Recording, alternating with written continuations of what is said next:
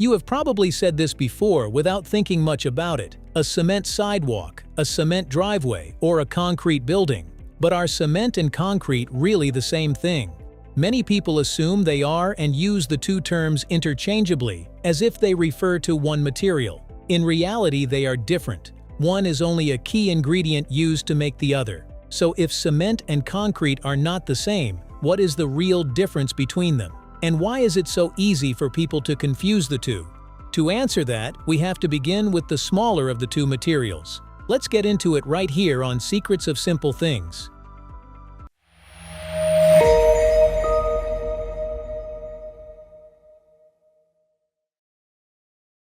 What cement really is.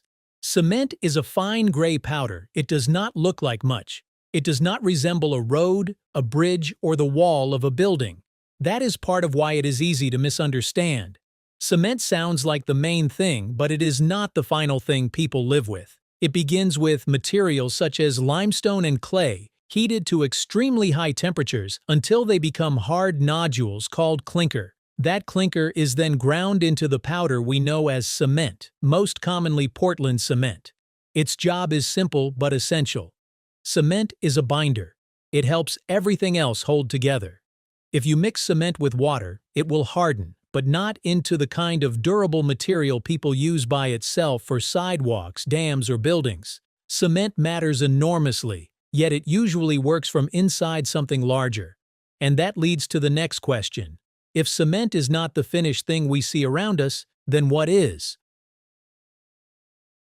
How cement becomes concrete. Concrete is the finished material most people mean. It is made by combining cement with water, sand, and gravel or crushed stone. Each ingredient contributes something. Cement binds, water starts the reaction, sand fills gaps, stone adds bulk and strength. What emerges is a mixture that can be poured and shaped, then turned into something solid. A simple way to picture the difference is flour in a cake. Flour matters. Without it, there is no cake. But nobody points to a baked slice and calls it flour. Cement works the same way. It is crucial, but it is not the whole result. Concrete is. That distinction may sound technical, but it changes the way you see ordinary life. Sidewalks, foundations, bridge decks, and parking garages are usually made of concrete. Cement helped create them, but it is not what they are. Once that difference is clear, another question becomes more interesting than the definition itself. If the distinction is real, why does the confusion feel so natural? Why people keep mixing them up? Part of the answer is simply the way people speak. We often remember the ingredient that feels most important and let it stand for the whole. Cement sounds specific and essential, so its name often swallows the rest. Daily life helps the confusion along.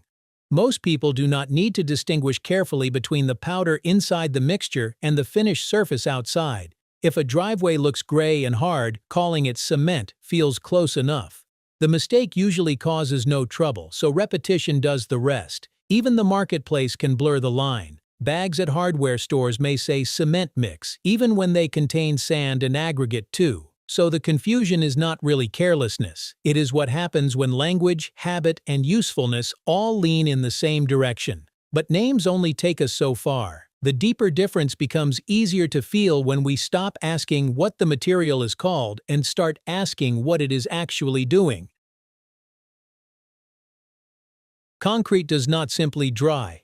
Many people imagine concrete hardening the way wet soil dries in the sun. It looks as if the water leaves and the mass becomes firm, but that is not the most important part of the story. Concrete does not become strong merely because it dries. Something more interesting begins the moment water touches cement. Inside the mixture, tiny cement particles react with water in a process called hydration. That reaction forms bonds and crystals that begin linking the material together from within. So while the surface may look still and ordinary, the interior is quietly building structure.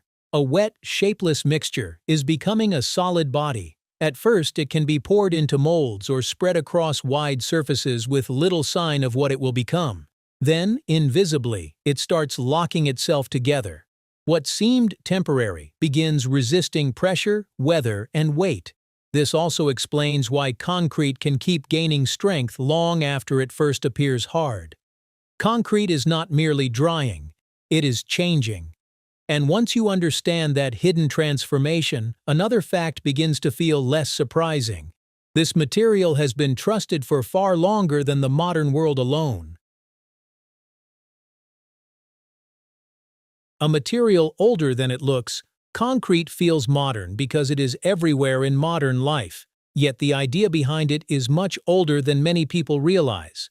The Romans became skilled at making durable concrete, and one reason was their use of volcanic ash. That ash helped create mixtures with unusual resilience, which is part of why structures such as the Pantheon, Roman harbors, and aqueducts have lasted so long. Some of them have remained standing for more than 2,000 years. What seems like a plain feature of modern infrastructure turns out to have a deep history. Concrete may look ordinary, but its usefulness has been proven across centuries. And once a material proves that dependable, people do not leave it alone. They keep adjusting it, refining it, and pushing it into new forms. Not all cement and concrete are the same. That is why cement and concrete are not single, frozen inventions. They come in versions shaped by purpose. Some cements are designed to resist harsh chemical conditions, including seawater. Others are made to harden more quickly when speed matters.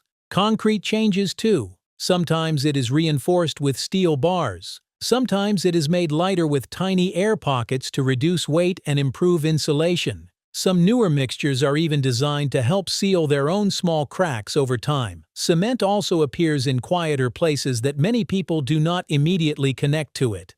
It helps make mortar, stucco, and grout. Cement is rarely the finished thing people admire. It is more often the hidden enabler. And that hidden role explains something else. Once a material can be adapted in this many ways, it does not stay in one corner of life for long. Why concrete ended up everywhere? Look around any modern city, and concrete is almost impossible to escape. It is under your feet in sidewalks, beneath tires on roads, shaped into bridges, poured into dams, pressed into foundations, and raised into towers and tunnels. The Hoover Dam alone contains millions of cubic meters of concrete, a reminder of how much modern infrastructure depends on this one material. Part of its success is adaptability. While wet, it can be poured into molds, spread across large surfaces, or formed around reinforcement in ways many materials cannot match so easily. When strength needs to go further, steel can be added to help concrete carry larger loads and span greater distances. It is not glamorous, but usefulness has its own authority. Concrete became widespread because it solves many problems at once. It is strong, shapeable, durable, and practical on a massive scale. But that practicality can be misleading. A material this rough-looking seems as if it should be simple to make well. In reality, its strength depends on more balance than people often assume. Why strong concrete depends on balance. A strong slab or wall does not come from dumping ingredients together at random. Small differences in proportion matter. Too much water can weaken the final material. Too little can make it hard to place and finish properly. Concrete may look blunt, but good concrete depends on control. That is what makes an old field guideline known as the Rule of 6 so memorable. In simple terms, it points toward balance. At least 6 bags of cement per cubic meter of concrete, a water-to-cement ratio no higher than 0.6, and at least 6 days of curing for initial strength. The point is not that everyone should memorize the numbers. The point is that concrete strength comes from proportion, restraint, and time. Curing matters especially here. Once the concrete is poured, it still needs proper moisture and suitable conditions so the internal reactions can continue well. Neglect that stage and cracking or weakness can follow. And once you see how carefully this material has to be made, another truth comes into view. Something used at this scale does not shape only the world we build, it also shapes the cost of building it. The material that built the modern world has a cost. For all its usefulness, concrete carries a cost that is easy to miss when we look at a sidewalk or a building and see only something ordinary. Producing cement releases a great deal of carbon dioxide, and because concrete is used on such an enormous scale, that impact becomes significant. Cement production is often estimated to account for around 8% of global carbon dioxide emissions. That is why researchers and builders are searching for better options. Some replace part of traditional cement with alternative binders such as fly ash or slag. Some explore lower carbon mixes or materials designed to absorb carbon as they harden. Others use 3D printing or ultra-high performance concrete to reduce waste and improve durability. So the story of concrete does not end with strength or convenience. It also reaches into one of the largest environmental questions facing modern construction. And by that point, when we return to that casual phrase from the beginning, the naming mistake starts to feel much smaller than everything hidden behind it. A small confusion hiding a bigger story. A cement sidewalk, a cement driveway. The phrase sounds harmless, and in everyday life it usually is. But once you look more closely, it opens into a much larger story. Cement is not concrete. Cement is the binding ingredient. Concrete is the finished material that forms roads, bridges, foundations, dams, towers, and neighborhoods. That sounds like a small distinction, but it reveals something larger. How a humble powder becomes structure, how an ancient idea still supports modern life, and how something so ordinary can carry both immense usefulness and real cost. From the ground beneath our feet to the skyline above us, concrete holds up more of the world than most of us ever stop to notice.